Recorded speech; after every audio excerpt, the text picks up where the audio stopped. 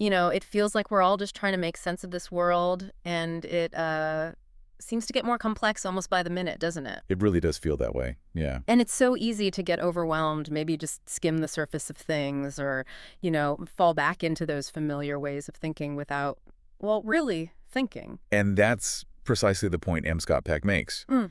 We're using his book, The Road Less Traveled and Beyond, as our guide for this deep dive. Right. He suggests the core challenge isn't simply what we're thinking about. It's more about how we're actually doing the thinking. Mm-hmm. That's quite a fundamental distinction he's making. It really is. So today, that's exactly what we're setting out to do. We're embarking on a deep insight dialogue, drawing exclusively from Peck's, well, groundbreaking work. Our mission, really, is to give you a kind of shortcut to understanding why thinking well is so incredibly difficult, why it's so vital for our growth, and how it genuinely shapes everything, from our personal lives right up to the fabric of society. Absolutely. It touches everything. So yeah, get ready for maybe some unexpected ideas, some aha moments perhaps that might just stretch your mind a little. Hopefully. Okay, so let's dive in. Peck, he really doesn't pull any punches, does he? He flat out calls thinking difficult and complex. No, he doesn't mince words. And it's this thing we just assume we're good at naturally, but his point is we're often not. Not really. Well, his observation is fascinating. Yeah? He suggests our failure here often comes down to maybe two things. Being too self-satisfied to even question our own assumptions. Right. Complacent. Or being too self-absorbed to put in the actual time and mental energy required. Because it is hard work. He even frames it almost like Hamlet, doesn't he? Asking to think or not to think. Like it's this ultimate existential choice. Exactly. Right. And it's not just presented as a personal failing either. Peck argues that society itself often discourages real thinking. How so? Through powerful institutions, family, church, the mass media. He says they often push what he calls simplistic one-dimensional thinking. And peddle half-truths. He makes a strong point about those. He calls them a blacker lie than an outright falsehood. Yes, exactly, because they sound plausible, right? They have that grain of truth that makes them insidious. A key example he gives is this pervasive idea that we're here to be happy, fulfilled, and comfortable all the time. Which sounds nice, but Peck argues our own laziness, our sort of idolatry of ease, makes us almost co-conspirators in accepting this shallow thinking. We kind of go along with it because it's easier. Okay, so if we're constantly tempted by these mental shortcuts, these half-truths, how does that actually play out? Like in our daily lives, our judgments, where do we see it? That's a great question. Peck points directly at things like assumptions, stereotypes, and labeling.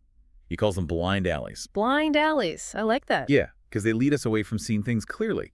They aren't just minor errors. They actively block our understanding. He gives that example from his novel, A Bed by the Window, right? The detective, Lieutenant Petrie. Yes, exactly. Petrie initially makes some really serious mistakes in a murder investigation because he falls back on stereotypes about people with physical deformities or people in nursing homes being senile. And Peck admits he had similar blinders himself when he first started working in nursing homes. He assumed they were just, quote, dumping grounds for the living dead. Right. He had to consciously work to see beyond that surface assumption, just like his character Petrie eventually does in the story. It's a good reminder. And it's important, Peck acknowledges, that categorizing and labeling can have some limited uses. A scientist needs categories. A teacher might use labels for structure, or you might make a quick judgment on a dark street for safety. But he stresses that most often, these shortcuts just diminish depth. They fuel prejudice, give us easy excuses. They keep us thinking superficially. Yeah, that superficial level. He really drives that home with the story about his patient, John, the guy who drove, an extra 12,000 miles. Over 2 years, yeah. Wasting about 3 whole days of his life just to avoid a simple 5-minute shortcut on his commute. And why? Just because of this deep-seated resistance to change. He just wouldn't challenge his ingrained habit. That's... wow. A stark example, isn't it? It makes you think we probably all have our own version of John's shortcut, don't we? Maybe not quite 12,000 miles worth, but those little stubborn habits that we just won't examine. Absolutely. And connecting this to the bigger picture, Peck makes a really provocative statement. He says all psychiatric disorders are thinking disorders. Okay, wait. That's huge. All of them. That's his claim. He elaborates, of course. Narcissists, he says, fundamentally struggle to think about others' perspectives. Right. Obsessive compulsives get lost in details and can't see the bigger picture. Passive dependent people find it incredibly hard to think for themselves. So the underlying issue is a flaw or rigidity in the thinking process itself. Exactly. He argues that the immense suffering, both for individuals and in society, stems directly from this failure to think with what he calls integrity. He's not necessarily dismissing biological factors, but suggesting the way thought patterns operate or fail to operate is central to the disorder. Okay, so that's the problem side. But then there's this powerful flip side. Our brains, our uniquely large human brains, are actually designed for this complex thinking, aren't they? For learning and growth throughout our lives. Yes, precisely. He points to that fascinating split brain research. The left brain handling the logical, analytical, deductive stuff, while the right brain brings in the intuitive, inductive, pattern-recognizing ability. And Peck's big idea is integrating them. Yes, he champions what he calls androgynous thinking. It's the conscious effort to use both sides, to integrate them. That allows us to grasp, both the concrete details and the abstract, bigger picture realities at the same time. He saw this integration as a major step forward in how we understand knowing itself. What really grabbed me was his historical example, the ancient Sumerians. Oh, yeah, that's a great one. This basic rule they had for big decisions. If you decided something drunk, you had to reconsider it sober. And if you decided it sober, you had to rethink it drunk. It's amazing, isn't it? Such an early, intuitive grasp that different states of mind, different ways of thinking, offer genuinely different perspectives. Integrating them leads to wiser choices. So how do we take this understanding of integrated thinking and, well, actually apply it, especially in how we communicate with each other? Well, a key piece Peck emphasizes is listening. Which sounds simple, but it isn't, not the way he describes it.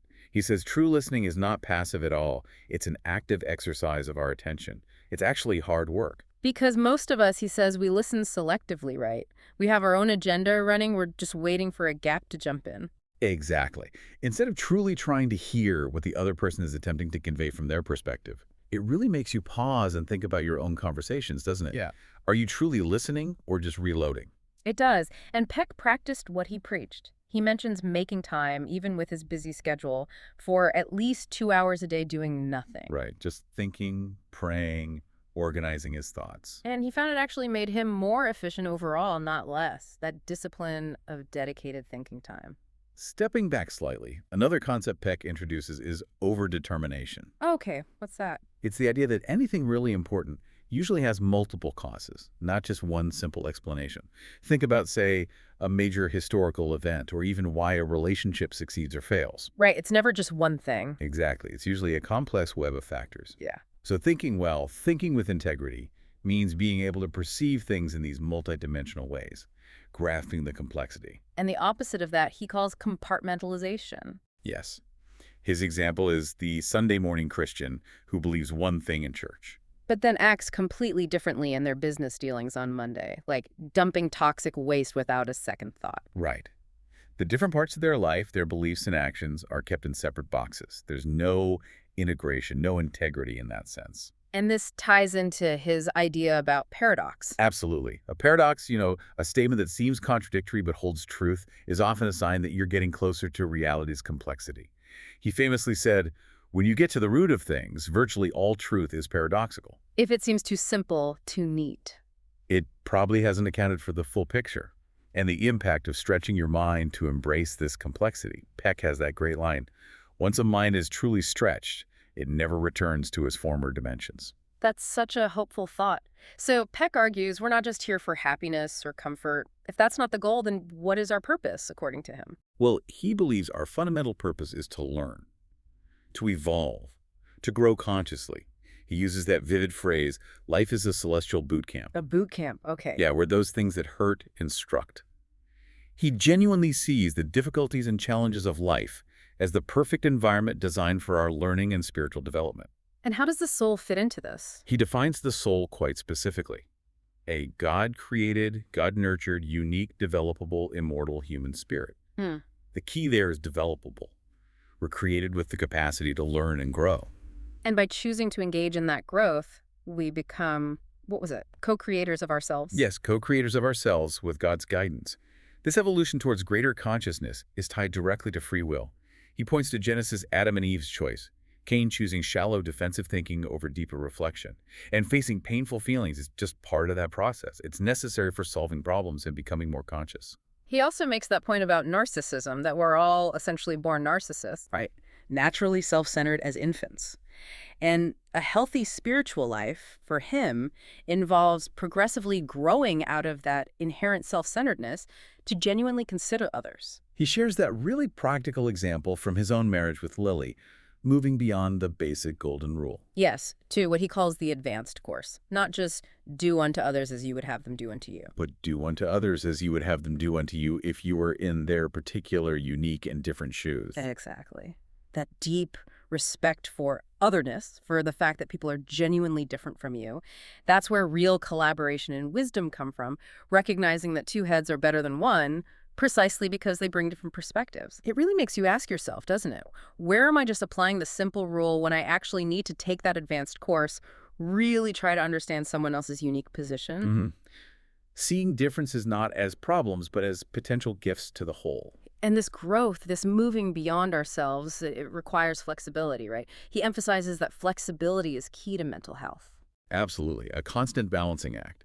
And crucially, a willingness to unlearn, to sometimes give up parts of ourselves that are deeply ingrained but no longer serve us or even harm others. Like his incredibly personal story about playing chess with his daughter? Yeah, that's powerful. Realizing his intense desire to win was actually pushing his kids away. Yeah. He had to consciously kill that competitive part of himself in that context. And he describes that process of giving things up as being like the stages of grief or dying.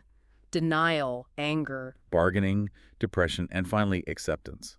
He calls this process kenosis, this self-emptying. Kenosis. It's often incredibly painful, he says. It can feel like an existential fear of nothingness. But precisely where the death of the old way creates the space for the birth of a new one.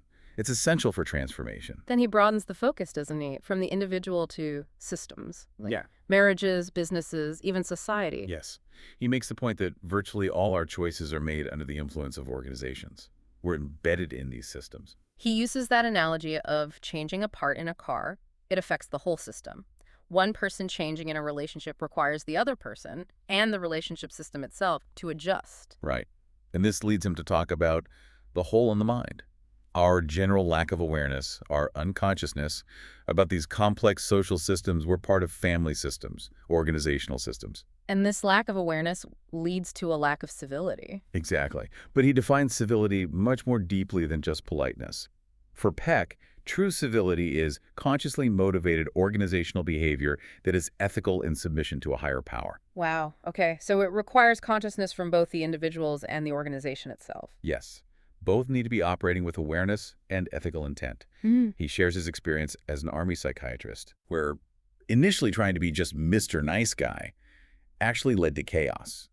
He realized the system needed clear leadership and structure, but also the flexibility to switch between, say, a hierarchical mode for efficiency and a more collaborative community mode for problem solving, depending on the situation. It wasn't about being stuck in one rigid approach. Okay, moving into the more explicitly spiritual dimension now, Peck talks about the science of God. How does he frame that? Well, he's careful to distinguish between religion, which he sees as more about organized beliefs, doctrines, membership, Right, structures. and spirituality, which he defines more broadly as the attempt to be in harmony with an unseen order of things. And he talks about stages of spiritual growth, but notes it's not always a straight line.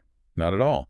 And one fascinating point he makes is that someone who identifies as secular but is genuinely grappling with doubt and big questions might actually be more spiritually advanced than someone who just passively accepts a hand-me-down faith without real internal struggle. Interesting. So the struggle itself is a sign of engagement. Yes. He reminds us we are all Israel, referring to the name meaning one who struggles with God. That wrestling, even with doubt, is part of the journey. He's also quite critical of that historical split between science and religion, wasn't he? Calling it diabolic. Yes, that 17th century unwritten social contract that effectively separated them, leading to this unproductive either thinking. You had to choose reason or faith. And his solution is the holy conjunction. Exactly. Embracing both-hand thinking, reason and mystery, analysis and intuition, emotion, revelation, wisdom, love. He hoped for an age of integration where science and religion could actually enrich each other. He also talks about statistically improbable beneficial events. What does he call those? He sees them as potential fingerprints of God. And he uses the word serendipity almost synonymously, the gift of finding valuable or agreeable things not sought for. It's not just random luck in his view. No, he suggests there's a pattern of beneficence, almost kind of gentle divine nudge or orchestration in these seemingly chance events that guide us or help us. Like that story on the airplane. Yeah, where a complete stranger randomly asks in the meaning of serendipity, sparking a deep conversation about faith that Peck felt was clearly guided. And then there's revelation, God speaking more directly. Yes, often through what he calls a still small voice. He notes it can feel a bit crazy or alien because it comes from beyond our usual mental boundaries, challenging our existing framework. Like his own experience being prompted to read the book of Daniel. Exactly, which unexpectedly helped him solve a writing block he was facing. It was a direct, though initially strange, insight. And this all seems to circle back to that idea of kenosis, the self-emptying. It does. It's the culmination. Whoever is willing to lose his ego will find his soul.